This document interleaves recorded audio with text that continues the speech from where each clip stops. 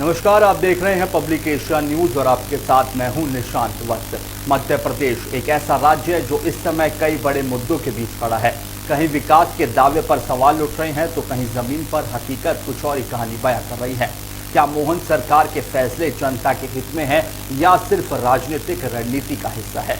क्या निवेश और रोजगार के बड़े बड़े वादे जमीन पर उतर भी पा रहे हैं? वहीं अप्रैल 2026 में मध्य प्रदेश की मोहन यादव सरकार गेहूं खरीद में अव्यवस्था, किसानों के मुद्दे और भारी कर्ज और महिला आरक्षण के परिसमन के मुद्दे पर विपक्ष यानी कांग्रेस के कड़े सवालों के घेरे में है। वहीं विपक्ष ने 28 अप्रैल को आंदोलन की चेतावनी दी है और विधानसभा के विशेष सत्र में सरकार को घेरने की रणनीति भी बनाई है। आज इन्हीं खास मुद्दों पर हम बातचीत करेंगे और हमारे साथ हैं खास मेहमान Pradeep Tiwari ji, senior journalist. Sir, बहुत स्वागत है आपका पब्लिक एशिया में। सर, मध्य प्रदेश की सरकार को आप किस तरीके से देखते हैं? क्या मोहन सरकार सिर्फ घोषणाएं तक सीमित है या जमीनी बदलाव भी दिख रहा है कुछ? देखिए, आप अगर पीछे के जाए तो यूपी सरकार 2003 के बाद आ गई थी मध्य प्रदेश में जी। उसके पहले बड़ी निरंकुशता थी सरकार में। जब कांग्रेस की सरकार थी, दिग्विजय सिंह जी मध्य प्रदेश में बहुत ऐसा काम नहीं कर पाए थे जो उनको दिखाने को लगे। इसी वजह से सरकार चली गई दिग्विजय सिंह की। सड़कें नहीं थी, बिजली की व्यवस्था थी, पानी की सुविधाएं थी, बहुत सारी ऐसी समस्याएं निशान जी थी कि जिसको लेकर लोगों ने एक बदलाव चाहा मध्य प्रदेश में। और बदलाव की लहर में ऐसी स्थिति बनी कि भाजपा को एक बहुमत मिला, मेजोरिटी मिली। उमा भारती जी की सरकार बनी और उमा भारती जी काम करना चालू की, लेकिन वो भी काम उनका निरंतरता नहीं रह पाई और उनको इस्तीफा देना पड़ा। लास्ट में स्वराज जी आए। स्वराज जी की सरकार ने ये प्रयास किया कि हम निवेश मध्य प्रदेश में ले आएँ और मध्य प्रदेश को औद्योगिक क्षेत्र बनाएं, किसानों को लाभ का धंधा दें, नारी सशक्तिकरण में उन्होंने प्रयास किया और मध्य प्रदेश में ये चाहा कि युवाओं को रोजगार और इस तरह की बहुत सारी ऐसी व्यवस्थाएं लागू करने का प्रयास किया। लेकिन मुझे लगता है कि मध्य प्रदेश में उस समय भी अफसरशाही हावी थी और अभी भी अफसरशाही हावी है और अफसरशाही कहीं न कहीं कार्य नहीं करने का एक बड़ा वो रहा है। जब भी सरकार कोई योजना बनाती थी उसका काम है निचले स्तर तक क्रियान्वयन कराना और वो अधिकारियों के हाथ में रहता है। तो आपकी अगर अधिकारियों में पकड़ नहीं है, शासन अगर उनके ऊपर नज़र निगरानी देखता है तो अपने तरीके से वो काम करने लगते हैं। तो मुझे लगता है कि सरकार की जो सबसे बड़ी कमी रही वो कहीं ना कहीं अफसरशाही रही और अफसरशाही के चलते सरकार जो अपनी योजनाओं का निचले स्तर तक योजनाओं का लाभ देना चाहती थी, रोजगार का है, चाहे उद्योग का मुद्दा हो, चाहे सड़क का मामला हो, तो उसमें भ्रष्टाचार भी सामने आता था और कार्य भी समय पर नहीं हो पाते थे, जिसके चलते सरकार के ऊपर लोड बढ़ता रहा और सरकार हमेशा बढ़ते समय में कर्ज की तरफ बढ़ती रही और कर्ज में डूबती है। आज भी मध्य प्रदेश सरकार के ऊपर लाखों करोड़ों का कर्ज है। तो मुझे लगता है कि मोहन सरकार आने के बाद फिर से एक ऐसा माहौल मध्य प्रदेश में निर्मित हुआ था कि आने वाले समय में किसानों को एक अच्छा बेनिफिट मिलेगा, किसान को लाभ का धंधा बनेगा, नारी सशक्तिकरण, महिलाओं के लिए योजनाएं लाएंगी। और यही कारण था कि महिलाओं के लिए मध्य प्रदेश सरकार ने 1200 रुपये से स्टार्ट करके और 3000 तक की इनकी एक व्यवस्था दी गई थी कि महिलाओं को हम देंगे और जिससे इनकी रोजी रोटी चलती रहे और महिला सशक्तिकरण भी होगा। दूसरी बात, रोजगार की बड़ी एक बात थी। मध्य प्रदेश सरकार ने ये प्रयास किया, मोहन यादव सरकार आने के बाद डॉक्टर मोहन यादव ने एक बड़ा प्रयास किया कि रीजनल समिट मीट की, औद्योगिक रीजनल समिट मीट, जिससे ये हुआ कि आने वाले जो समय में है तो इस तरह के रोजगार क्षेत्रों में आए, छोटे छोटे जिलों में संभाग लेवल पे उन्होंने सबमिट किए और जो एसएमई जो लघु उद्योग थे उनको हम स्थापित करें वहाँ और नए जो चेहरे थे हमारे, जो युवा हमारे बेरोजगार हैं, भटक रहे हैं, वो अपनी नई स्कीम के तहत कुछ ऐसा कार्य करें जिससे वो अपना बिजनेस करके और लाभ कमाएं। तो ये प्रयास मोहन यादव जी का था और वो ग्वालियर, जबलपुर, इंदौर, भोपाल, रीवा सब जगह ये औद्योगिक समिट मीट की, लेकिन उसका अभी तक कोई परिणाम नहीं निकला। इवन कि आप देखें तो बहुत कम ऐसे उद्योग धंधे स्थापित हो पाए हैं अभी, जो पहले से ही जिनको ज़मीन आवंटित कर दी गई है या पहले से वो व्यवस्थित करने में लगे हुए थे। कुछ क्षेत्र जरूर इंडस्ट्रियल की ओर बढ़े हैं, वो जैसे विंध्याचल क्षेत्र में है सिंगरौली एक औद्योगिक बड़ा क्षेत्र होने के कारण, उसका कारण भी है कि वहाँ कोयले की बड़ी वो है, खदानें हैं, कोयला भरपूर मात्रा में है। बिजली का उत्पादन इसलिए हो रहा है कि वहाँ रेंद बांध है, पानी की समस्या नहीं है। सरकारी ज़मीन भी सरकार के पास काफ़ी थी, जिससे बड़े उद्योग जो पति हैं, चाहे वो मुकेश अंबानी हो या अदानी हो, इस ग्रुप को बड़े बड़े प्रोजेक्ट मिले हैं और लेकिन एक बड़ा समस्या वहाँ विस्थापन का भी रहा। विस्थापन में ये है कि जो शहरी क्षेत्र में ज़मीनें हैं और कोल माइंस ने ज़मीनें हैं, 2016 के तहत वहाँ पे भू अर्जन किया जा रहा है, लेकिन वहीं पर आप देखें तो जो प्राइवेट कंपनियों को ज़मीन दी गई है वो बहुत कम रेट पे विस्थापन करते हैं और इसीलिए वो किसान संतुष्ट नहीं है। वो अभी भी वहाँ धरने पे बैठे हैं, सरकार से लड़ाई कर रहे हैं कि हमारी जो सही रेट है, हमको जो उचित मुआवजा है वो मिलना चाहिए। कई बार लोग वहाँ विस्थापित हुए हैं, जैसे एक प्रोजेक्ट आया कोल माइंस का, फिर दूसरा प्रोजेक्ट किसी प्राइवेट का आ गया, तो ये जहाँ से उठे दूसरे जगह, तो इस तरह 3-4 बार विस्थापन हुआ है। इसके पहले आप देखें तो और भी जहाँ भी उद्योग स्थापित हुए हैं इंदौर के आसपास, ग्वालियर का, तो वो अभी तक लग नहीं पाए हैं। तो ये कहीं ना कहीं प्रशासनिक मशीनरी की कमी है। एक जगह से सरकार ये प्रयास करती थी एकल खिड़की बना दे हम, जिससे एक ही जगह से एनओसी मिले, लेकिन ऐसा होना संभव नहीं हुआ। कई सारी कंपनियां अभी भी भटक रही हैं कि उनको ज़मीनें मिल जाए, उनको एनओसी मिल जाए, पर्यावरण स्वीकृति मिल जाए। तो ये इसकी वजह से जो प्रोजेक्ट 2 साल में लगाने हैं या 5 साल में लगाने हैं और किसी का 15,000 करोड़ का 60,000 करोड़ रुपए लगा रहा है जो भी व्यक्ति, तो उसको समय पे एनओसी न मिले तो उसका कास्ट बढ़ जाता है। बिल्कुल। तो सरकार को इस ओर विचार करना चाहिए, लेकिन मुझे लगता है कि ये अभी भी इसकी कमी के चलते वहाँ उद्योग स्थापित नहीं हो पाए हैं। और कनेक्टिविटी के हिसाब से अभी देखें तो मध्य प्रदेश सरकार ने एक अच्छा काम किया है कि सड़कें मध्य प्रदेश में अच्छी हो गई हैं। कहीं भी आप जाएं तो मध्य प्रदेश में रोड बहुत अच्छी है। और कुछ इलाके जैसे डिप्टी सीएम नारायण शुक्ला जी बने हैं जब से, तो उनका ये विजन था मध्य प्रदेश में कि हमको रीवा जो क्षेत्र है उसको बड़े स्तर पर दिखाना है, हमको भारत के मानचित्र पर एक बड़ा शहर बनाना है। तो उन्होंने वहाँ के क्षेत्र के लिए डेवलप किया, वहाँ एयरलाइंस लाए, पहले से रेल व्यवस्था, ट्रेन की व्यवस्था पहले से ही थी, कई सारे ट्रेनों की उपलब्धि भी उन्होंने प्रयास किया और कई सारे और ट्रेनें चल गई। वहाँ जो औद्योगिक क्षेत्रों में है वो 700 मेगावाट का वहाँ पर पावर प्लांट लाए और सौर ऊर्जा का। इसके अलावा भी बहुत सारा वो प्रयास कर रहे हैं कि हम शहर को कैसे विकसित करें और शहर आगे हमारा कैसे बढ़े।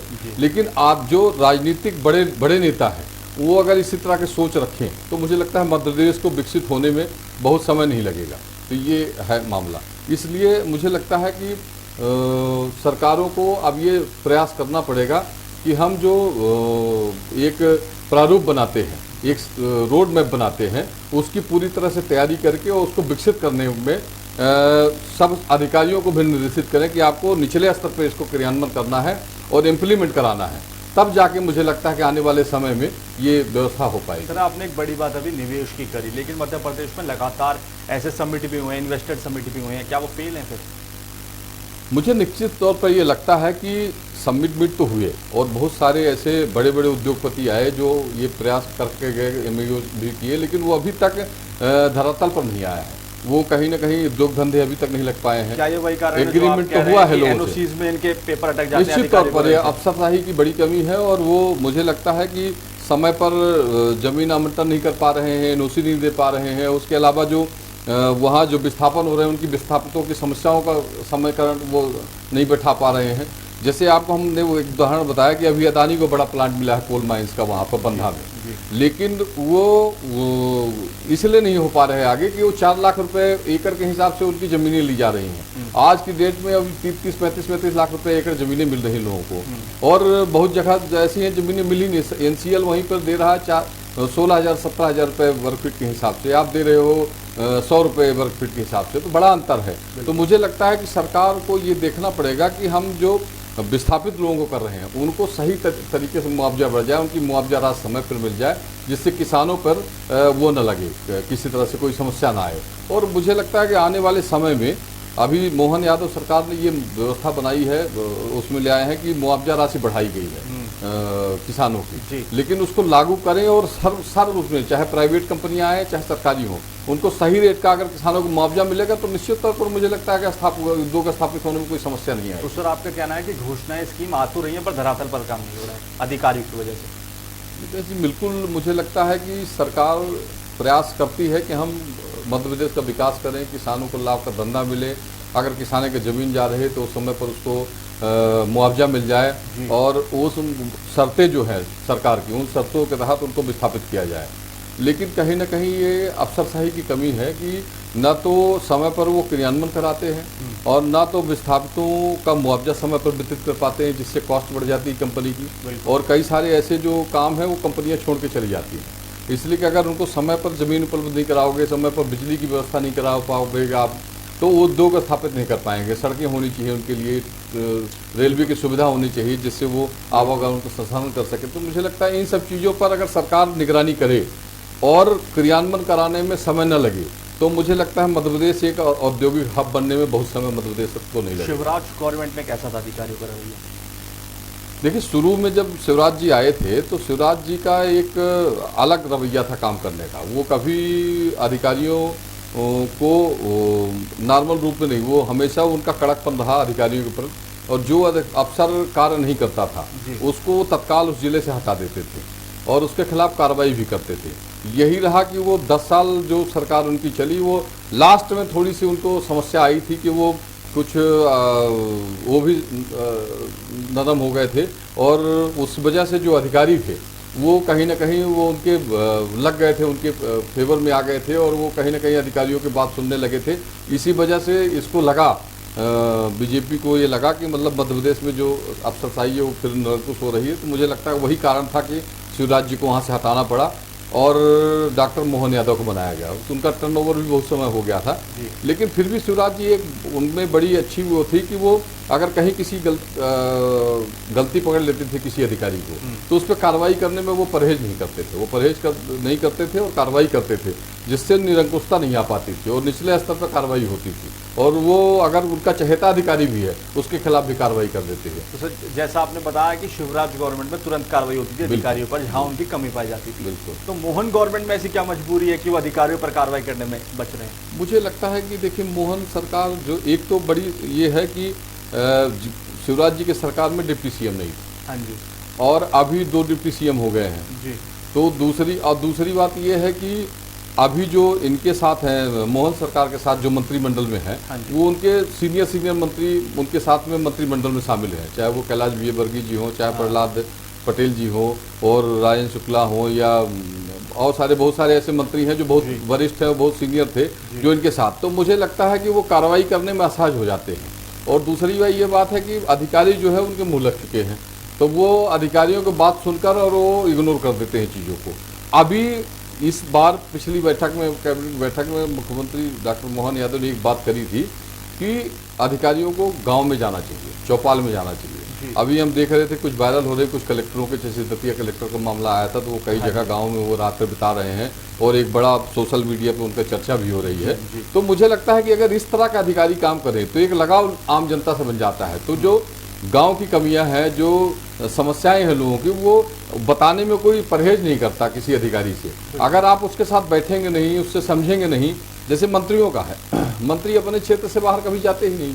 बिल्कुल। कई बार मुख्यमंत्री जी ने ये कहा है कि प्रभारी मंत्री को निर्देश ही दिया है कि आप अपने प्रभार जिले में जाइए और रात बिताइए गाँव में। कोई मंत्री नहीं आता, कभी प्रभार जिले में जाता नहीं। अच्छा, जाता भी है तो 2-4 बैठक कलेक्टरों के साथ बैठक की और वहाँ से बातचीत। अब जब आप जनता से जुड़ोगे ही नहीं तो आपका ये कैसे समझ में आएगा लोगों का कि आप जनप्रतिनिधि हो उसके। आप तो राजा की तरह जाते हो, राजा की तरह लाल बत्ती में गए, अंदर कैमरे के वो उसमें बैठ करके वो बात की और मीडिया में आ गया, वो कलेक्टर साथ अपने बैठक करे। आपको जब गांव में रहना हो, पंचायत में आपको बैठना हो, वहाँ 25 आदमी, 100 आदमी, 200 आदमी की भीड़ रहती है। अगर उसके पास नल जल योजना की समस्या है, पानी की समस्या है, बिजली की समस्या है, बिजली का बिल ज़्यादा आ रहा है उसके पास, किसी के व्यक्ति के पास खाने की व्यवस्था नहीं है तो उसको कैसे भरपाई हो जाए, किसी के पास रोजगार नहीं है, ये तब निकल के आएगा ना पंचायत में। वो आदमी फिर परहेज नहीं करेगा कि मंत्री जी आए हैं उनसे बात कर लें अपनी। अब मंत्री जी गए और बैठक करी कलेक्टर के साथ, वहाँ से निकल लिए। वो जो अर्जियाँ आती हैं उस पर भी विचार नहीं किया जाता है, वो रद्दी की टोकरी में फेंक दी जाती हैं। तो मुझे लगता है कि अब ये जो मंत्रियों का एटीट्यूड है इसको ख़त्म करना चाहिए। मंत्रियों को सॉफ्ट नेचर से आम जनता के बीच में जुड़ाव करके और लोगों से ये बातचीत करना चाहिए कि आपको जिस तरह की समस्या हो, समस्या का निराकरण करने के लिए हमारी सरकार तत्पर है। जैसे प्रदीप जी का इसको इस तरीके से भी समझ सकते हैं कि अधिकारी मोहन यादव को भी लाइटली ले रहे हैं। बिल्कुल, हम ये कह सकते हैं कि अधिकारी उस तरीके से, जिस तरीके से सुनना चाहिए, उनको समझना चाहिए, वो समझ नहीं पा रहे हैं। उसका एक उदाहरण हम बता रहे हैं। मध्य प्रदेश प्रधानमंत्री नल जल योजना, प्रधानमंत्री जल योजना जो है पूरे देश में चल रही, मध्य प्रदेश में चल रही इसकी। बिल्कुल। अब नल जल योजना में कई सारी ऐसी पंचायतें हैं जहां एनओसी दे दी गई, लेकिन वहां टंकी से पानी नहीं निकल रहा, नल से पानी नहीं आ रहा। नल लगा दिया गया, आपको सप्लाई की व्यवस्था कर दी, पंचायत को हैंड ओवर कर दिया, या जल निगम ही उसको संचालित कर रहा है, लेकिन वहां पानी की। अभी भ्रष्टाचार की एक सबसे बड़ी उदाहरण है, मऊगंज जिला है, नया जिला बना है जी। नल जल योजना से पीएचई डिपार्टमेंट के माध्यम से वहाँ एक बड़ी टंकी बनी जिसमें जल स्टोर करने की व्यवस्था बनाई गई। वो जिस दिन उद्घाटन था उसी दिन गिर गई। अब इससे बड़ा आप कैसे हो सकते हैं? तो मुझे लगता है कि इस तरह की स्कीमों में जिस पे सीधे प्रधानमंत्री जी की नज़र है, उसमें इतना व्यापक भ्रष्टाचार। वहीं पे मंत्री जी के ऊपर 900 करोड़ का कई मीडिया में आया था वो कि भ्रष्टाचार हुआ है नल जल योजना में। लेकिन फिर भी हम कहते हैं कि भ्रष्टाचार अगर नहीं भी हुआ हो तो आपको निगरानी तो रखनी चाहिए इन चीज़ों पे। भाई अगर कोई टेंडर ले रहा है और वो ठेकेदार काम कर रहा है, उसमें अगर अधिकारी जो है वो अच्छी तरीके से मॉनिटरिंग नहीं करेगा तो वो जो मटेरियल उसमें उपयोग कर रहा है वो घटिया मटेरियल उपयोग करेगा। और इसके कारण ही ये होता है कि बड़ी बड़ी टंकियां गिर जाती हैं, रोड उखड़े जाती हैं। मंत्री ने इनके अभी जो नगरीय प्रशासन राज्य मंत्री हैं सतना से, वो अपने क्षेत्र में जो रोड बन रही थी, प्रधानमंत्री सड़क योजना के तहत रोड बन रही थी, वो खुद गई और पैरों से अपने दबाई तो वो पूरा उखड़ गई वो डामर। तो वो जब मंत्री ये देखकर, मंत्री की शिकायत के बाद वो रोड नहीं बनी। तो आप ये समझ सकते हैं कि किस तरह का भ्रष्टाचार है। और ये मुख्यमंत्री जी कोई बात नहीं है, ये चीफ से मुख्य सचिव जो है इनका भी काम है। वहाँ अनुराग जैन जी मुख्य सचिव हैं, प्रधानमंत्री जी के साथ काम किए हैं, प्रधानमंत्री जी का काम करने का तरीका और ये सब देखना चाहिए। और मुख्य सचिव की निगरानी में सड़कें उखड़ रही हैं, टंकियाँ गिर रही हैं, कानून व्यवस्था तो ऐसी हो गई, रोड में ही हत्याएं हो रही हैं, मारपीट हो रही, लूट हो रही है, कोई देखने वाला नहीं। अभी आप देखें तो सिगरौली जिले में 20 करोड़ की लूट हुई, दिन दहाड़े बैंक में बिना नकाब के लोग आए, बंदूक लगाए और लूट कर ले गए। तो और हालांकि उसके 4 दिन बाद डीजीपी, दूसरे दिन डीजीपी आए, एक पकड़ा भी गया। लेकिन मेरा ये कहने का मतलब है कि निरंकुशता कहीं ना कहीं है, तब ना इस तरह की वारदातें हो रही हैं। रोड में लोग सड़कों में मारपीट कर रहे हैं, नशे का पूरा व्यापार बनता जा रहा है, पूरा गढ़। आप चाहे बिंद में आईजी कई बार ये बात कर चुके हैं कि यहाँ नशे का कारोबार, गांजे का और इसका बड़ी तस्करी हो रही है। और ये अधिकारी भी मानते हैं इस बात को कि कमी है, लेकिन उसका निराकरण क्या है? निराकरण ये है कि ठोस प्रशासन, सरकार पर कार्रवाई होना, सरकार कार्रवाई करे लोगों पे। अभी क्या होता है, किसी व्यक्ति के ऊपर कार्रवाई होने 4 लोग उसको छुड़ाने पहुँच जाते हैं और वो सारे कहीं ना कहीं सरकार के मार्फत काम कर रहे होते हैं। तो मुख्यमंत्री जी प्रयास तो करते हैं, लेकिन जो उनकी सर्किल है सराउंडिंग निगरानी करने वाली, वो निगरानी समिति ठीक नहीं, उसको ठीक करना पड़ेगा। सर ये तो बात हो गई अधिकारियों की, किस तरीके से मोहन यादव सरकार में अधिकारी काम कर रहे हैं। डबल इंजन का कितना फायदा मध्य प्रदेश को मिल रहा है? देखिए, डबल इंजन का तो मध्य प्रदेश का फायदा इसलिए मिल रहा है कि आप देखें तो चाहे सड़कें हों, चाहे नल जल योजना हो, चाहे किसान कल्याण योजना हो, जो भी केंद्र सरकार की योजनाएं हैं वो मध्य प्रदेश में कहीं कमी नहीं छोड़ी केंद्र सरकार ने दे दी। वो प्रधानमंत्री जी का बड़ा विजन रहा है मध्य प्रदेश के या किसी राज्य के लिए भी कि जो केंद्र की योजनाएं हैं वो संभवतः निचले स्तर पर जाएं। और सबसे बड़ी बात यह है कि केंद्र और स्टेट का दोनों का समन्वय भी अच्छा रहता है। मुख्यमंत्री भी ये प्रयास कर रहे हैं कि मध्य प्रदेश में जो केंद्र की योजनाएं हैं वो निचले स्तर पर लागू हो और उसका फायदा जो है सरकार को मिले, इसीलिए वो निरंतर। एक बड़ी बात मुख्यमंत्री जी की है, मुख्यमंत्री जी बैठते नहीं हैं, वो लगातार दौरे पे रहते हैं, चाहे जबलपुर, इंदौर हो, कहीं भी दौरे पे हो, और वो समय निकाल करके लोगों से मिलते भी हैं। लेकिन अगर हम कहते हैं मुख्यमंत्री भर के मिलने से नहीं होगा ना, मंत्री आपके क्या कर रहे हैं? मेरा एक विभाग है, मान जाओ एक मुखिया हो गया, मुखिया बहुत मेहनत कर रहा है, लेकिन आपकी पूरी प्रशासन निरंकुश है, तो फिर आप कैसे कर पाओगे? आप फिर काम नहीं कर पाओगे। तो मुझे लगता है कि मुख्यमंत्री जी को अब ये समझना होगा कि हमारे जो इस तरह के लोग हैं जो क्षेत्र में नहीं जा रहे हैं, जिससे प्रभारी, कई सारे प्रभारी मंत्री सालों साल नहीं गए जिले में, तो उनको अब हटाना चाहिए मुख्यमंत्री जी को। वो मंत्री अब ना रहे वो। और जो मंत्री अपने विधानसभा के बाहर नहीं जा रहा है, भाई मंत्री तो पूरे मध्य प्रदेश का है, एक विधानसभा का थोड़ी है। तो आपको तो जिस जिले का प्रभार मिला गया है या जिस योजना उसके है, तो पूरे जिले में आपको जाना, पूरे मध्य प्रदेश में जाना चाहिए। आपको ये देखना चाहिए कहाँ समस्याएं हैं, किन समस्याओं का निराकरण हम समय पर कर सकते हैं। तो मुझे लगता है कि इन सब पर विचार अगर मुख्यमंत्री जी करेंगे और जो गड़बड़ जो भ्रष्ट मंत्री हैं या जो काम नहीं कर रहे हैं उनको हटाएं, ऐसे अधिकारियों को भी लोग फील्ड से हटाएं। अच्छे यंग अधिकारी को ले आए तो काम भी होगा और ये मध्य प्रदेश की प्रोग्रेस भी बढ़ेगी। बिल्कुल। अच्छा सर, एक बड़ा आरोप ये भी लगता है कि जो मोहन यादव के समय में काम हो रहे हैं वो पुराने प्रोजेक्ट को रिपैक करके दिखाया जा रहा है, इस पर कितना आप मानते हैं?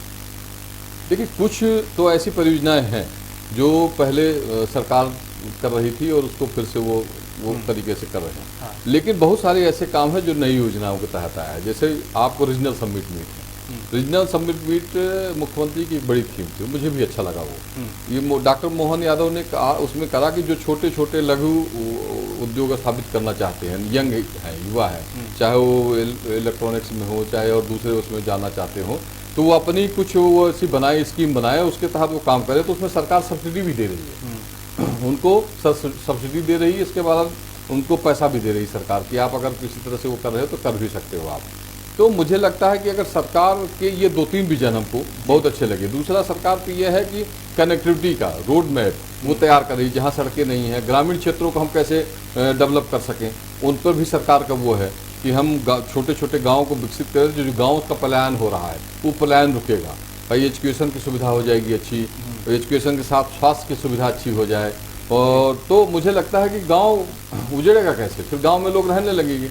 अभी हम कमी कहाँ है, अभी हमारे पास स्वास्थ्य की सुविधा नहीं है, वहाँ पर अच्छी स्कूल नहीं है तो लोग बाहर पढ़ाने जाते हैं बच्चों के लिए, सड़कें नहीं है तो लोग घर नहीं बनाते गाँव में या बाहर पलायन कर जा रहे हैं। रोजगार की सुविधा सबसे बड़ी है, सरकार रोजगार सृजन करने के लिए इस उद्योग ला ही रही है, प्रयास कर रही है। तो मुख्यमंत्री जी का विजन तो अच्छा है, लेकिन अब वो निचले स्तर पे कैसे हम उसको ठीक करें और कैसे ले जाएं, ये जरूरी है। और उसके एक आदमी के प्रयास से ये संभव नहीं है, ये मिलजुल कर सारे लोगों को प्रयास करना पड़े। उसके लिए मशीनरी है, प्रशासनिक मशीनरी है, जो मंत्रिमंडल है वो, इसके अलावा जो जिला पंचायत अध्यक्ष या जनपद पंचायत अध्यक्ष हैं उनकी भी भूमिका इनसे होती है, ग्राम पंचायत सरपंचों की भूमिका रहती है। पर उनको आप वहाँ तक ले तो जाओ, उनका क्रियान्वयन तो कराओ निचले स्तर पर। भाई कलेक्टर कभी जाते नहीं जिले में बाहर, वो ऑफिस में बैठकर मीटिंग करते हैं, इसके बाद खत्म। तो सबसे बड़ी बात यह है कि कलेक्टरों को भी भूमिका तय करनी चाहिए कि आप अगर 5 दिन से ज़्यादा किसी उसका निराकरण नहीं हुआ तो आपके खिलाफ कार्रवाई हो जाएगी। भाई कोई व्यक्ति जब जन सुनवाई कलेक्टर करता है तो जन सुनवाई में एक बार आया, उसकी सुनवाई नहीं हो पाई, दूसरी बार उसकी सुनवाई नहीं हो पाई, तीसरी बार नहीं हुई सुनवाई तो उसके खिलाफ कार्रवाई हो। भाई क्यों नहीं हो रहा, निराकरण इसका क्यों नहीं हो रहा, ऐसा कौन सा काम जो निराकरण नहीं हो रहा? कलेक्टर चाहे तो 1 मिनट में निराकरण हो जाए, तो बार बार वही व्यक्ति वहाँ खड़ा होता है इसके प्रयास के लिए कि हम निराकरण कैसे कर पाएँ अपनी वो। तो इस पे तो अधिकारियों को पर वो कठोर कार्रवाई करनी चाहिए। अच्छा सर, आपने भी एक बात करी अफसरशाही को लेकर। विपक्ष एक आरोप लगा रहा है कि अधिकारी चुनाव के समय मदद करते हैं, जहां पर कहीं पर कम वोटों से मार्जिन रह जाता है। तो क्या ये भी एक कारण मान सकते हैं हम कि सरकार में अफसरशाही ज़्यादा हावी है? देखिए, इस कारण को तो हम सर्टिफाइड इसलिए नहीं कर सकते कि चुनाव आयोग इस पर बड़ा ध्यान रखता है। और सबसे बड़ी बात यह है कि आजकल इलेक्ट्रॉनिक्स मशीन, वोटिंग मशीन आ गई है, आप उसमें छेड़छाड़ नहीं कर सकते हैं। तो आप ये नहीं कर सकते हैं कि 2 वोट या 4 वोट किसी को ज़्यादा मिला या कम कर सकता, कोई भी व्यक्ति नहीं कर सकता। इसी के लिए कि उसकी पूरी काउंटिंग जो है वो पारदर्शिता रहती है काउंटिंग में। तो ये इस विपक्ष के आरोप को तो हम बिल्कुल सत्य नहीं मानते, ये निराधार है। लेकिन परोक्ष रूप से हो सकता है कि वोटिंग के लिए मदद कर, किसी गांव में जाकर कोई काम करना हुआ, कोई अच्छे तरीके से जो अगर मोटिवेशन देना हुआ, तो हो सकता है अधिकारी कुछ करते भी होंगे कि भाई निर्वाचन आयोग ने अपनी आचार संहिता लागू कर दी, उसके बाद भी वो काम करा देते हैं क्षेत्र में जाकर के। जनपद पंचायत सीओ हो गया या जिला पंचायत सीओ हो गया, किसी के यहाँ नल लगवाना है, किसी के यहाँ बिजली कनेक्शन कराना है, या कुछ ऐसे कार्य सार्वजनिक रूप से जो काम होते हैं, किसी का भुगतान करना है, तो पता चला कि वो सरकार है, दबाव में आके वो कर सकते हैं। लेकिन ऐसे भी काम बहुत कम होते हैं इस तरह पे काम करने पर भी वोट बहुत सारा, ऐसा नहीं कि हम वोट को कन्वर्ट कर सकते हैं किसी पक्ष में। और सबसे बड़ी बात यह है कि मशीनरी को हम किसी तरह से छेड़छाड़ नहीं कर सकते उसमें। वो तो चूंकि सुप्रीम कोर्ट की गाइडलाइन में भी कई बार ये आ चुकी है बातें, उसके अलावा भी जांचें भी हो चुकी हैं मशीनों की, और कभी भी इस तरह का कोई प्रूफ नहीं मिला कि हम कोई छेड़छाड़ करके मशीनों को इस तरह से वो कर सकते हैं। तो ये तो बात निराधार है विपक्ष की। जी अच्छा सर, मध्य प्रदेश में कृषि को टेक्नोलॉजी से जोड़ने के लिए क्या सरकार कर रही है? देखिए, अभी तो बड़ी बात यह है कि जो कृषि, देश के कृषि मंत्री शिवराज जी वही मध्य प्रदेश के हैं, और वो भी प्रयास करते हैं कि हमारा राज्य जो है वो किसानों को लाभ का धंधा बने। तो वो नई टेक्नोलॉजी के तहत बहुत सारी ऐसी मशीनरी भी उन्होंने रायसेन में एक बड़ा वो लगाया था, कैंप लगाया था मशीनरी का, और किसान कल्याण के लिए नई टेक्नोलॉजी के ट्रैक्टर, जैसे वो ट्रैक्टर रिमोट से चल रहा था, उन्होंने दिखाया। इसके अलावा बहुत सारे ऐसे मशीनें आई हैं जो आपको खुद बैठ करके और मॉनिटरिंग करना है, अब वो सारी कटाई कर देंगी, सब वो कर देंगी, बुवाई कर देंगी, मतलब बहुत सारी चीज़ें रिमोट से हो जाएंगी। या फिर कुछ मशीनें ऐसी आ गई हैं जो आपको खुद सेल्फ आप चला करके उसको बहुत सारे काम ऐसे कर सकते हैं। तो मुझे लगता है कि सरकार मतलब केंद्र सरकार इसमें प्रयासरत है, खासकर शिवराज जी ये प्रयासरत हैं कि मध्य प्रदेश या कोई भी राज्य की नई टेक्नोलॉजी से हम किसानों को नए उत्पादन के साथ, और बहुत सारी ऐसे फसल आई हैं बीज और ये ले आ रहे हैं वो, जिसका उत्पादन भी बढ़े वहाँ, कि कैसे ज़्यादा उत्पादन हो जाए वहाँ, और लोग जो एग्रीकल्चर में काम कर रहे हैं उनको नई तकनीकी के तहत कैसे कृषि में हम काम कर सके। और जैसे मशरूम की खेती है या और सारे केले की, अंगूर की, या प्रयास करते हैं जैसे आपको आम की, तो अमरूद का, इसका इस तरह के मतलब कमर्शियल जो खेती है उसका कैसे हम क्षेत्र में लोगों को वो करें, मोटिवेट करें कि वो कमर्शियल खेती इस तरह करें जो जिस राज्य में ज़्यादा हो जाए। जैसे हमारे यहाँ सीताफल का मामला है, या आप ले लें तो पपीते का है, सफ़ेदा अमरूद होता है बहुत अच्छा, तो इसकी खेती, सलजम है, बहुत सारे ऐसी चीज़ें हैं, आलू है, प्याज है, इसको हम कमर्शियल कर खेती कर करके और इससे लाभ का धंधा बना सकते हैं। इस तरह की खेती करें। जैसे गेहूं का बहुत सारे लोग उपार्जन करते हैं, एक समय धान का उपार्जन करते हैं, तो ये तो ठीक है, चावल और गेहूं के उत्पादन होता है, दालों का उत्पादन होता है, लेकिन उसके अलावा हम जो समय हमारे पास रहता है बीच में फसल का, उस बीच में जब हमारी बुवाई नहीं होती है, जैसे गेहूं कटने के बाद फिर अभी तो बहुत सारे लोग प्याज लगा लेते हैं जी, और कुंटलों प्याज बेचते हैं।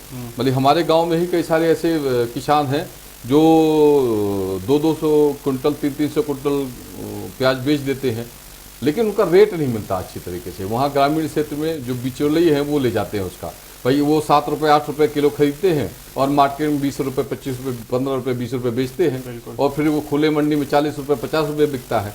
तो जो किसान को है उसकी लागत नहीं मिल पाती है। 8 रुपये में क्या होगा, अगर वही रेट उसको 15 रुपये 20 रुपये मिले तो वो भी लाभ का धंधा खेती का हो जाए। तो सरकार को इस तरफ सोचना चाहिए कि जो बिचौलिए हैं उस पर कार्रवाई हो और सरकार उससे सीधे खरीदे। अच्छा सर, जैसे आपके यहाँ पे इंदौर को डेवलप किया हुआ स्मार्ट सिटी और क्लीनेस्ट सिटी के रूप में, उस तरीके से बाकी जिलों को डेवलप करने के लिए सरकार कुछ कदम उठा रही है? देखिए, इंदौर महानगर है, हाँ जी, और इंदौर बहुत पहले से ही डेवलप हो रहा था। हाँ जी, आईटी के सेक्टर में भी डेवलप हुआ वहाँ, फिर सड़कें और इस स्वच्छता के आधार पर वो काफ़ी डेवलप हुआ इंदौर। दूसरी बात है, इंदौर के जो नेता थे उनकी सोच बड़ी थी। जैसे कैलाश विजयवर्गीय वहाँ वो नगर निगम में महापौर थे, उन्होंने शहर को चमकाया, और अभी भी नगरीय शहरी विकास मंत्री हैं वहाँ से। कैलाश जी का विजन बड़ा था कि हम जितना क्षेत्र अपना बढ़ाएंगे और जितना वो करेंगे तो टूरिज्म भी आएगा, आईटी कंपनियाँ आएंगी तो यहाँ रोजगार बढ़ेगा, शहर स्वच्छ रहेगा तो लोग बसने का प्रयास करेंगे। तो आप देखें तो इसके चारों तरफ इंदौर के सारे क्षेत्र डेवलप हो गए हैं, उधर तक, उधर इधर उज्जैन तक पूरा कॉरिडोर बन गया है, देवास इधर कॉरिडोर बन गया है, उधर उधर जो है आपका मांडू और ये सब डेवलप हो गए हैं।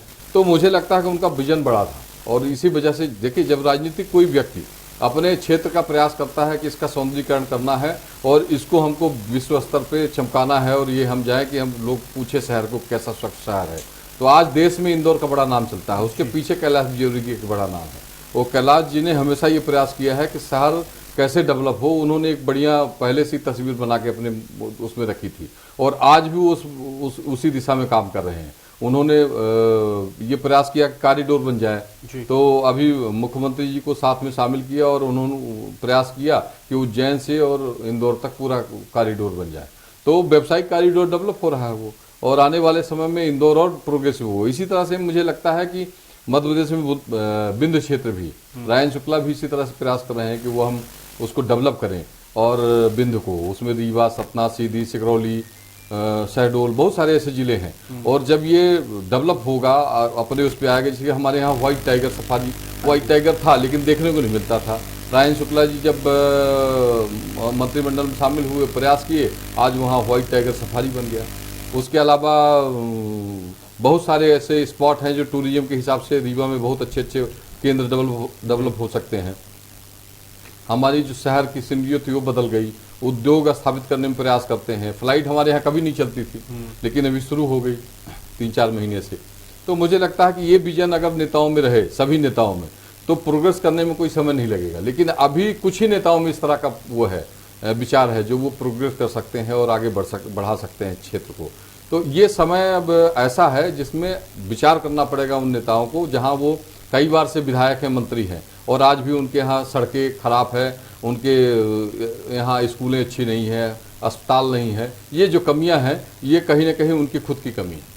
तो बाकी मंत्री अभी भी अपने एसी रूम में बैठे हुए हैं। बिल्कुल ऐसा ही है। आप देखें तो कई सारे ऐसे मंत्री हैं जिनके यहाँ सड़कें ही नहीं है, जिनके यहाँ सिंचाई के साधन नहीं है, वो प्रयास कर भी नहीं रहे हैं और चाहते भी नहीं है वो कि वो डेवलपमेंट हो, इसलिए कि दूसरा कोई व्यक्ति ना आ जाए, ये भी डर बना रहता है। वो तो बीजेपी की सरकार है और बीजेपी की रीति नीति के तहत लोगों को टिकट मिल जाता है, वो जीत जाते हैं। अगली बार टिकट नहीं मिला तो बैठ जाते हैं। तो इस तरह के हैं। लेकिन कुछ ऐसे लीडर हैं मध्य प्रदेश में जो इनका ये है विजन है कि हम पार्टी सरकार में रहे तो रहे, नहीं रहे तब पर भी काम करेंगे, इस बार हार गए अगली बार काम करेंगे, जीतेंगे। तो उनका विजन अलग है। तो उस तरह के बहुत सारे ऐसे लीडर हैं मध्य प्रदेश से। आप देखें तो शिवराज जी का सबसे बड़ा कारण यही रहा कि वो बुधनी से कभी नहीं हारे।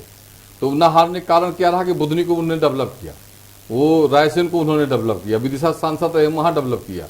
तो मुझे लगता है कि इस तरह के विजन के लीडर है। मोहन यादव जी आप देखें बैठे हैं आज, वो प्रयास कर रहे हैं कि उज्जैन से और इंदौर तक पूरा बढ़िया डेवलपमेंट हो जाए, उज्जैन से भोपाल डेवलपमेंट हो जाए, पूरा कॉरिडोर बन जाए, जिससे और संपन्नता आए वहाँ से। तो जो लीडर ये प्रयास करते हैं कि हम अपने उसका सदुपयोग करें और समय पर हम उसको डेवलप कर दें क्षेत्र को, वो फिर हमेशा बने रहते हैं। अपराध को लेकर सर क्या है मध्य प्रदेश में अभी स्थिति? देखिए मध्य प्रदेश में कानून व्यवस्था तो बहुत खराब है। उसका कारण यह है कि एक तो मुख्यमंत्री जी के समय नहीं है, उनके पास गृह मंत्रालय उन्हीं के पास है। मुझे लगता है कि गृह मंत्रालय किसी अन्य मंत्री को दे देना चाहिए, मुख्यमंत्री जी को।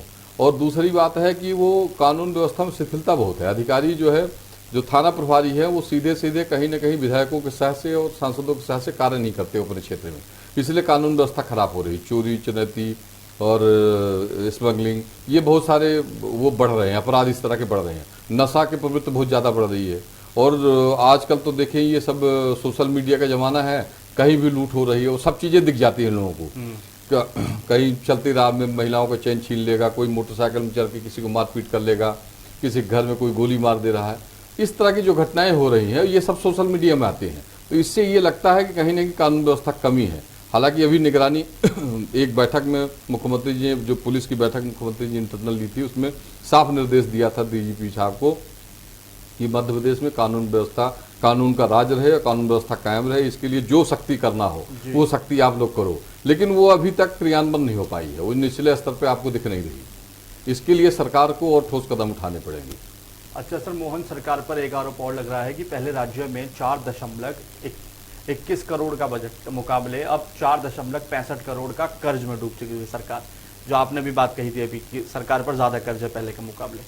देखिए जो लाडली बहनी स्कीम है ना, ये सरकार को कर्ज में डुबाती चली जा रही है। सरकार ने जब सरकार लाने का मामला आया तो उसका ये हुआ कि सरकार कैसे आए, तो सरकार को अब वैसे तो महिलाओं को लाडली बहना योजना के नाम पे स्कीम दे दी गई और उसमें ये हुआ कि 1200 रुपये हर महिला को दिया जाएगा।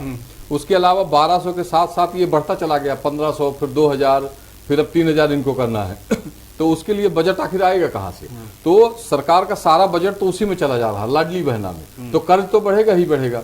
भाई आमदनी कम है और देना ज्यादा है, तो जब हम ज्यादा देंगे तो कर्ज तो नेचुरल तौर पर बढ़ेगा। वही कर्ज है, हर बार पैसा लेकर सरकार लाडली बहना में बांट दे रही है। तो ये जो मुफ्तखोरी है, इसको सरकार को बंद करना चाहिए, ये प्रयास ही करना चाहिए। सरकार की सबसे बड़ी कमी है। आप देखो तो वही कारण था दिल्ली में लागू हुआ, केजरीवाल ने लागू किया था। क्या हर्ष हुआ केजरीवाल जी का? मुफ्त की चीजों को सरकार को लालच नहीं देना चाहिए, इसको बंद करना चाहिए।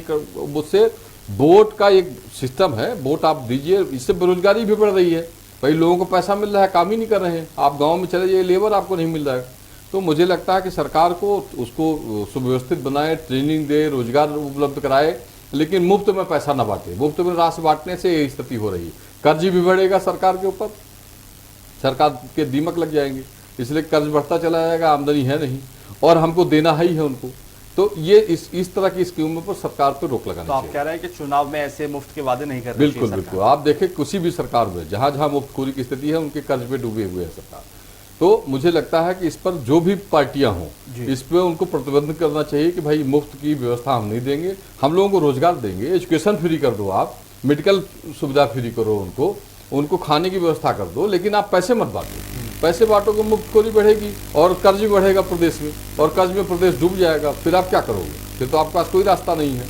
तो इसलिए मुफ्तखोरी पर रोक लगनी चाहिए। सर, धार नसबंदी कांड पर क्या कहेंगे, जहाँ धार जिले के बाग इलाके में एक ही दिन में नियमों के विरुद्ध जाकर 175 आदिवासी महिलाओं का ऑपरेशन किए गए, जिससे सरकार की भारी किरकिरी भी हुई। ये बहुत निंदनीय है। सरकार पे मुझे लगता है कि अभी स्वास्थ्य मंत्री राजेंद्र शुक्ला जी हैं और मध्य प्रदेश में, और कई सारी ऐसी घटनाएं, जैसे छिंदवाड़ा का मामला हुआ था, वो भी घटना थी, सतना में इसी तरह का मामला हुआ, कई सारे बच्चे नहीं रहे। मुझे लगता है कि इसी तरह ये भी बिंदु है, और इस पे जो अधिकारी हैं जिनकी लापरवाही है उसको सजा मिलनी चाहिए। देखिए क्या होता है, जब अधिकारी खाली सस्पेंड कर दिया जाए, हटा दिया जाए, कोई पनिशमेंट नहीं है, जब तक उनको कार्रवाई नहीं करिए, उनको बर्खास्त करो, आप एक कमेटी बनाओ और जांच में जो सही पाया गया, आपने किसी निचले स्तर में कार्रवाई कर दी, किसी नर्स को आपने हटा दिया, सस्पेंड कर दिया, आप किसी कंपाउंडर को हटा दिए, उससे निरंकुशता खत्म नहीं हो जाती। बिल्कुल। जो डॉक्टर है इस तरह की हरकत कर रहा है, जो सीएमओ है वहाँ, जो स्वास्थ्य में हेल्थ में कमिश्नर है, वो कर क्या रहा है, उसके खिलाफ सख्त कार्रवाई करे सरकार। और मुझे लगता है कि सरकारों को देखना चाहिए किसी की जान जोखिम में डालते कितने सारे लोगों को, और आप इस तरह की हरकत कर रहे हो, आपको शर्म आनी चाहिए कि आप इस तरह से काम कर रहे हो। सर, इनके खिलाफ कार्रवाई अभी तक नहीं की है। भाई कमिश्नर को हटा दिया आपने, कमिश्नर हटने से थोड़ी हो दूसरे विभाग जाके वो इसी तरह काम करेगा। बिल्कुल। आपको इनके खिलाफ FIR करना चाहिए, अगर ये गलत किए हैं तो इनको सजा हो और जेल जाए, तब जाके हमको लगता है इस तरह की हरकतें से ये करने से बचेंगे। नहीं तो ये तो अधिकारी निरंकुश है, इनके ऊपर तो कोई किसी तरह का जोर चलता नहीं। इनको ये मालूम है कि सस्पेंड होंगे, दूसरे दिन फिर बहाल हो जाएंगे, और तीसरे दिन फिर जिले में पहुंच जाएंगे। तो इस तरह का तो कार्य चलता रहेगा, वो फिर इस तरह का काम करते रहेंगे जब तक इनको कड़क पनिशमेंट नहीं मिलेगी, टाइट पनिशमेंट नहीं मिलेगी। मतलब इनको ये लगना चाहिए कि इस पर हमको कार्रवाई होगी और हम जेल जाएंगे, तब तक ये सुधरने वाले नहीं। अच्छा सर, मध्य प्रदेश से आए दिन सोशल मीडिया पर वीडियो वायरल आती हैं भू माफियाओं की, बालू माफियाओं की, उस पर लेकर सरकार क्या कर रही है? इस सरकार में ज्यादा डील देखने को मिलती है। सरकार तो कुछ नहीं कर रही, क्योंकि खनिज विभाग भी मुख्यमंत्री जी के पास है, और ये आरोप लग रहे हैं कि कई जिलों में जो खनिज माफिया है वो एक तरह से पूरा सरकार को जकड़ लिया, और पूरे नेक्सस है वो, चाहे वो बिंद में हो, चाहे वो भिंड मुरैना में हो। आप देखें तो अभी हत्या हो गई, बिल्कुल, और उसके पहले भी एक IPS की हत्या हो गई थी पहले भी। मुझे लगता है कुचल को लोग मार डालते हैं, इनको किसी तरह का कोई डर नहीं। ये करोड़ों रुपए कमाते हैं, रात भर चोरी करते हैं, और रात भर इसी तरह का वो करते हैं, सब अधिकारी को पैसा बांटते हैं, और यही कारण है कि उनके मन बंधे हुए हैं, और ये किसी तरह की भटकता किसी के साथ कर सकते हैं। तो मुझे लगता है कि सरकार को ये चिंता करनी चाहिए कि भाई अभी इस तरह की हरकत हुई, किसी एक व्यक्ति को कुचल के मार डाले, वन विभाग का कर्मचारी था। तो मुझे लगता है सरकार को ये सोचना चाहिए कि इस तरह के निष्कर्ष जो बन रहा है उसको कैसे खत्म करें, उसको तोड़े, उसका वो निरस्त कर दें, खदानें निरस्त करें, और अगर ये इस तरह के फिर भी नहीं मान रहे हैं तो उनको जेल में डाल दें। अगर इस तरह के सरकार नहीं कर पाएगी तो मुझे लगता है कि ये निरंकुशता खत्म नहीं होगी। अच्छा सर, आपने जैसे भी अपराध पर मैंने आपसे सवाल पूछा तो आपने कहा मुख्यमंत्री जी के पास गृह मंत्रालय है और वो ज़्यादा व्यस्त रहते हैं क्योंकि वो मुख्यमंत्री हैं, तो आपके हिसाब से किसके पास होना चाहिए था गृह मंत्रालय? देखिए, कोई ऐसा मंत्री, कोई एक मंत्री? मुझे लगता है कि ये तो पार्टी तय करती है कि किसके पास होना चाहिए, किसके पास नहीं हो, तो लेकिन ऐसा व्यक्ति आए पार्टी में जो सीनियर हो, वरिष्ठ विधायक हो, और उसको ये नॉलेज हो कि कानून व्यवस्था कैसे ठीक तरीके से चलाई जा सकती, समय दे सके। क्योंकि मुख्यमंत्री जी के पास बहुत सारे काम हैं, खुद मुख्यमंत्री हैं, वो प्रदेश के बहुत सारे कार्यक्रमों में जाना होता है, दिन भर दौरे में रहते हैं, तो वो समीक्षा हर सप्ताह नहीं कर पाते, और पुलिस कानून व्यवस्था की समीक्षा हर सप्ताह होनी चाहिए, बिल्कुल, जिससे एक कठोरता बनी रहती है उसमें, और वो पूरा निचले स्तर तक नियमन होता है, एक डर रहता है अधिकारी के, IPS थानेदार इसके ऊपर कि हम अगर ये गड़बड़ कर रहे हैं तो अगली जो बैठक होगी उसमें ये सवाल उठेगा और हमको हमारे पर कार्रवाई हो सकती है। अभी क्या है, अभी लगता है कि 2 या 3 महीने में कभी मुख्यमंत्री जी बैठ गए, समय मिला और उनने समीक्षा कर ली, उसमें जो अधिकारी रिपोर्टिंग कर दी उसको मान लेते हैं, और जब कोई मंत्री रहेगा वो जिले में जाता है, तो जिले में जाएगा और मंत्री से लोग सहजता से मिल लेते हैं, मुख्यमंत्री से तो मिल ही नहीं पाते, इतना उनका ज़्यादा वो रहता, अमला रहता है कि उसके बीच में घुस नहीं पाता हमारे में, तो मंत्री से सरलता से लोग मिल लेते हैं। तो वो अगर कोई गड़बड़ी कहीं हुई है तो वो मंत्री तक पहुंचा देता है, फिर मंत्री प्रयास करता है कि इसमें कैसे निराकरण हो सके, या कौन गड़बड़ है, थानेदार गड़बड़ है, एडिशनल एसपी गड़बड़ है, एसपी गड़बड़ है, तो उसके खिलाफ कैसे कार्रवाई हो। तो मुझे लगता है कि ये इंडिविजुअल किसी मंत्री के पास होना चाहिए विभाग, जिससे कानून व्यवस्था पूर्ण रूप से अच्छी हो। तो मध्य प्रदेश के 3 फायर ब्रांड नेता के नाम जो ग्राउंड जीरो पर काम करते हैं जनता के बीच में रहकर, तो जी देखिए, इस मामले में शिवराज जी का तो कोई वो नहीं है। शिवराज जी निचले स्तर पे आम जनता से अभी मिलते हैं, कहीं भी किसी के साथ मुलाकात कर लेते हैं, चले जाते हैं, सहजता से मिलते हैं। इस मामले में कैलाश विजयवर्गीय भी एक सहज और सक्रिय लीडर है। और तीसरे लीडर है रायन शुक्ला, डिप्टी सीएम जो है, वो भी बड़ी सहजता से लोगों से मिलते हैं और प्रयास ये करते हैं कि इसका निराकरण हो जाए। अब वो जितने स्तर पर निराकरण करा सके, संतुष्ट करा सके, वो दूसरी बात है। दूसरी बात है वो ग्राउंड जीरो पे काम करते हैं। वो कैसे शहर को विकसित करना है, किस जगह क्या होना चाहिए, कहाँ यूनिवर्सिटी हो, कहाँ कॉलेज हो, कहाँ हेल्थ हो का वो हो, कहाँ हमारी पार्क होना चाहिए, ये सारा नज़र उनकी ग्राउंड जीरो पर रहता है। यही कैलाश जी का भी है। कैलाश जी कैसे विकसित हो क्षेत्र, और इसीलिए शहरी विकास मंत्रालय उनको दिया भी गया है। तो मुझे लगता है कि ये 2-3 लीडर ऐसे हैं। डॉक्टर मोहन यादव का भी विजन अच्छा रहा। वो जब पर्यटन के बहुत पहले वो अध्यक्ष मध्य प्रदेश पर्यटन निगम के, तो उन्होंने पर्यटन को उठाने का प्रयास किया था। फिर उच्च शिक्षा मंत्री भी बने मध्य प्रदेश में, तो उनके विजन भी थी और अच्छा। लेकिन अब जो मुख्यमंत्री बनने के बाद उनके पास बहुत सारे काम आ गए, पूरा प्रदेश है, तो वो पूरे प्रदेश को देखना है, किसी एक क्षेत्र को देखना नहीं है, तो इसलिए उनकी भूमिका अलग हो जाती है। लेकिन जो मंत्री जो काम कर रहे हैं निचले स्तर पर, वो 3-4 फायर ब्रांड है, और ये नहीं भी पद में रहते तो काम करते हैं। बहुत बहुत धन्यवाद प्रदीप तिवारी जी, हमारे साथ जुड़ने के लिए। आपने बड़े बेबाकी तरीके से हमारे सभी सवालों के जवाब दिए। बहुत बहुत धन्यवाद आपका। ऐसी और चर्चाएं देखने के लिए देखते रहें पब्लिक एशिया न्यूज़। धन्यवाद।